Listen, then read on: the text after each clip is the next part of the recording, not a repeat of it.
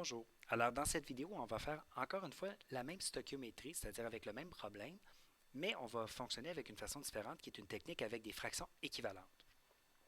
Je ne reprendrai pas mon balancement, j'ai déjà repris mon équation balancée. Même chose au niveau de mes données, puisqu'on les avait sorties à la technique 1, on ne le fera pas à la technique 2. Donc, ce qu'on parle par fraction équivalente, c'est des proportions.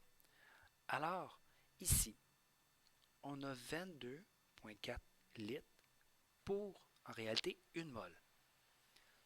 Donc, là, je fais une égalité pour avoir une proportion. Et là, si je veux pouvoir faire une proportion, je dois respecter les mêmes unités. Donc, je suis obligé de mettre mes millilitres en litres ici. 0,250 litres donnerait combien de moles? Maintenant, je ferai le produit des extrêmes égale le produit des moyens. Ici, ce sont mes extrêmes.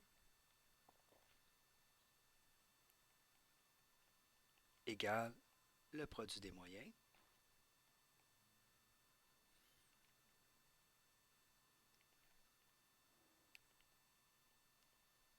Et pour isoler mon point d'interrogation, je vais diviser par 22,4 litres de chaque côté.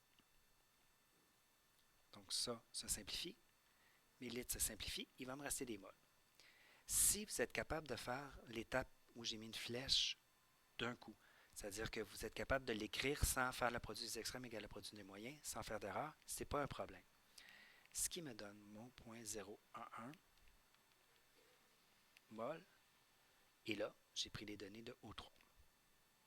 Ensuite, c'est mon étape 1. Mon étape 2, c'est de faire ma proportion en mol. Alors, ce que je vois, c'est qu'ici, j'ai mon 2 et j'ai 1 pour H2O.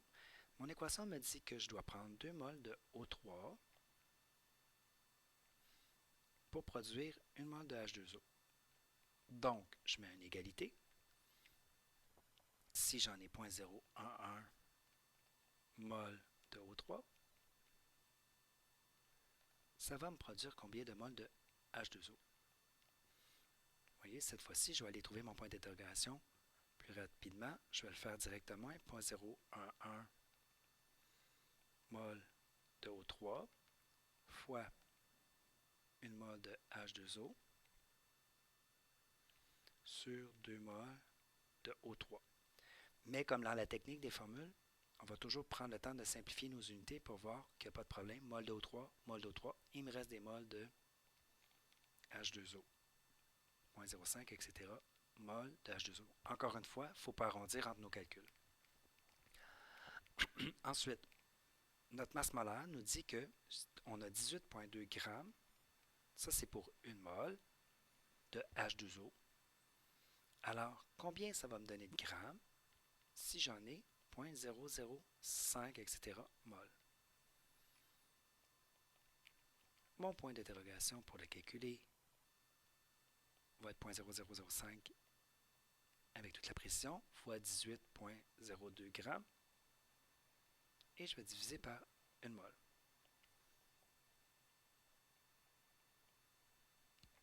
0,101 g. Dernière étape, je veux un volume. 0,101 g donne combien de millilitres? Sachant que pour l'eau, 1 g, c'est 1 millilitre. Donc, je peux quand même y aller assez directement. 0,101 millilitres. Donc, mon volume, puisqu'on me le demande en litres, je vais le diviser par 1000 et je vais le mettre en notation scientifique parce que c'est plus pratique dans ce cas, puisque j'ai quand même pas mal de décimales. Alors, voilà pour la technique avec des proportions.